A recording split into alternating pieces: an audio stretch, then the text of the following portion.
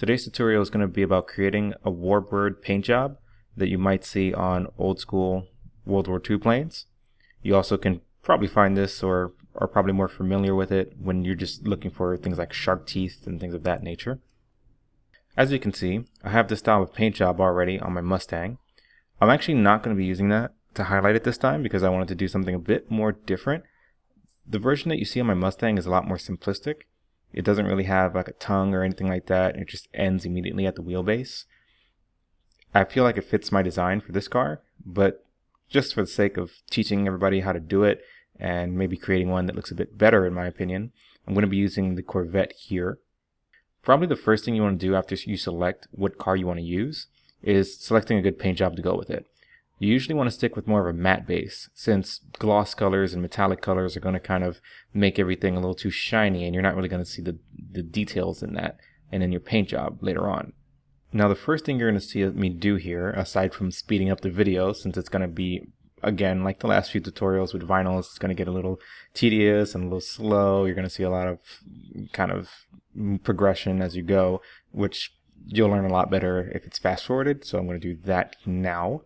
And your first step, I feel, is pretty much the easy step that you can do here. It's going to be really just creating the actual mouth itself. You can use a couple different vinyls to achieve this mouth effect, or this mouth. For me personally, and for the purposes of this tutorial, I'm going to use this nice little swishy one here.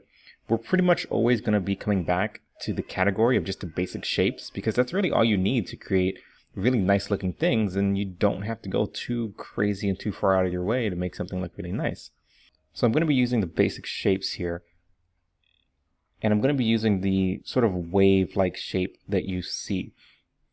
So after you achieve the effect of actually getting just the basic outline of the mouth, for me personally, because of how much black is still left in certain parts, I like to go back and sort of touch it up. So what I'll do is I'll go back and grab another shape that you can sort of manipulate to fit the curve of the outline and change it to red, and then sort of fill in the spots that were sort of left behind. Once you're done with the red, you want to go back and now you want to actually add a third layer, and that third layer is going to be black. And what you're going to do here is you're actually going to now create the red sort of lips, so the red outline for the lips. Once you get the outline just how you like it and everything is matching up and looking nice, you already can see everything sort of taking shape. Now, for me, I'm going to be using triangles. Now these triangles, I'm going to start by making them as small as I can and positioning it just so that way the base of the triangle will go right where the red starts and the tip of it will hit where the other red starts. So basically you're going to kind of go from one side to the other, and you're going to fill in the very back part and toward the end when you're done sort of setting these up. Once you put your first one down, to make it much easier on yourself and to keep yourself from having to constantly rotate it one way and the other, you want to actually use the flip feature of the vinyls and the vinyl editor. So once you place one triangle down, simply hit the D-pad for PS4 and it'll flip it over, and you can easily just make a minor adjustment and place it back.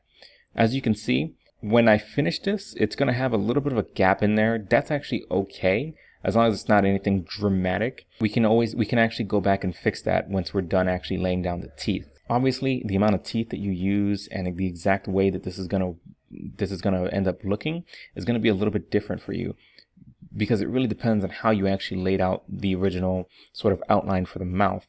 As you saw on my Mustang, I had it a lot closer to the actual mirror, and so everything was a bit more compact, and so it got and actually wider, so the teeth were much bigger. For this design, I actually chose to make it a bit longer and have more teeth in it, so that way I can actually include the tongue later on that you'll see.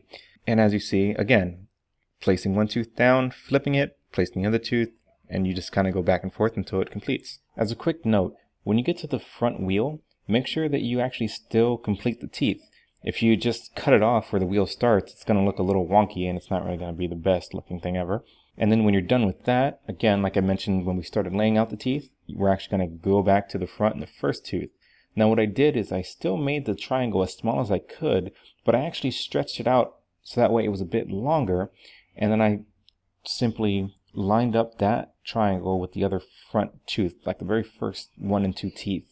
That completes the mouth very nicely. Now we're going to start laying down the tongue. Probably the first thing you can do to save yourself a bit of a headache is scrolling down the layers like you saw me do, and then actually choosing to add a new vinyl or a new decal. That's going to prevent you from having to scroll down every single time you lay something out. Because if you were to just go into your vinyls and then set the part of for the tongue, you're going to have to then go into the vinyl list and manually skip down a good 30, 40, 50 layers even, all the way to the bottom of the list. So this is how we're going to lay out the tongue. You're going to put it in just like you see me doing here, where I place it between the teeth, so that way there's still a gap in there. Now for me and for what I'm using and the style and design I'm using, the flow of what I'm using for the tongue sort of doesn't look too great. Everything is a bit wonky and it's kind of taking up some extra space. So what I did was I still placed it down, but then I went back and using another vinyl like you see here, making sure that it's still matte colored as well, I placed it in and sort of cut off the part of the tongue I wanted to cut off. And then once you do that, you can now very easily go back in and sort of reshape that outline using essentially black and black vinyls to kind of cover up any unwanted or unnecessary sort of fringes. And you can, as you see, use basic shapes for that. Once you get the shape of the tongue going, you actually see very quickly that, hey, you're done. You just created the shark teeth. Now, I'm not going to leave the video on here or off of here because there's still a little bit more you can do. There's still a lot more you can do to make this work and to make it look very nice. So now we're going to move on a little bit. And now what you're going to see me do is you're actually going to see me go in and very carefully place a white stretched out vinyl to cover all the teeth and to cover the base of the teeth. This is going to make everything look very clean, and it's going to cover up any of these little flaws that I left from before when I first started, where the teeth don't quite touch the red. And that happens very often when you're using smaller vinyls. There's a little bit of a bug that causes the vinyls themselves to really blur out if you make it too small, and it doesn't matter if you then expand it because it'll still be really blurry. So this helps sort of cover that up and make everything look cleaner and better. The details always are in count. So once we have that done, we're now going to move and we're going to do a little bit of that extra stuff that I mentioned. The first thing I'm going to do for this car, I'm going to add an American star. I'm going to make it in that World War II style.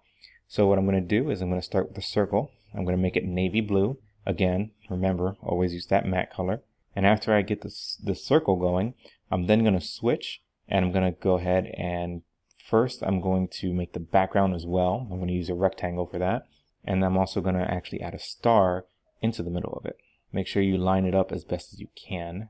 After I started with my navy base, as you can see, I go back and I redo everything in a black. I just simply duplicate the vinyl, make sure it's under it, make sure the black is under the navy blue, expand it just by 1 hair. So just tap the D-pad a little bit to make it just 1 pixel bigger or 1 tap bigger. You'll see it outlines it immediately and it already looks nicer. And then of course I add a 3rd layer for the background to make it white, and then a 4th layer with that to make it red to complete everything. Finally the star, which as you can see can take a little bit to line up, but it's always good to make sure you take that extra second to line it up, because in the end it's going to look best. Alright, so next up I'm going to go into the back of the car. On some planes you might see that the back of the cars, or rather the back of the planes, have a design. A lot of times sometimes they were white, sometimes they were the color of the plane itself, maybe a little darker or a little lighter. For me, I decided to settle on 3 rectangles and just simply have 3 of them running perfectly mirrored down the back, and I thought that gave it a good look. Now moving to the front of the car, we have the nose. Now you can actually do the nose in a couple different ways. You can choose to do it all in 1 color, which is what I did here. For this effect, I kept it matte, but then I went in and I actually adjusted the metal and the smoothness a little bit of the paint. And I wanted to give it a bit of a nice shiny metallic color like the nose of an actual plane. If you don't want to do this, you can finish the mouth. You can complete the mouth and have it going either all the way across, which to do that, you're going to have a bit of a different shape than when I started out with. So can't use that. So what we're going to do is instead the 3rd option, which is finishing the mouth so that way it finishes up on the front and you see it on the sides of the bumper. of the front bumper where the mouth finishes. Extremely simple. Again, using the same technique that we used before, we place our black, we place our red, and we can actually place a white again to make it smooth, and simply add your triangles to finish everything up. And you see that it already looks much better. But as I said, I wanted to use, for me personally, a nice red nose, so I'm going to go ahead and stick to that for my design. Next up, we have decals. Just like World War II planes, using a silhouette of a woman and putting a number on it toward the back, so that way it looks almost like a tail number. With the numbers I used, I ended up highlighting them by making them black and then having white be one size smaller in the middle. So once you're done placing whatever little details you want to add, for me, this is going to come into play with my style as I showed on my previous tutorial video. I like to make everything look a bit worn out and make everything look vintage. To achieve the effect of making everything look a bit vintage, I like to use these effects here, these sort of brushes or these patterns that you see, and I like to set it at a matte, make it black, and make the transparency about 50%. And I like to place it so that way the smaller dots are actually what you see and not make it too huge and too big, because that's going to kind of distract really. And as you can see, as I place everything down, it gives it the appearance that, you know, it seems some miles. And up front, I use a bit more detail, give it some more patterns.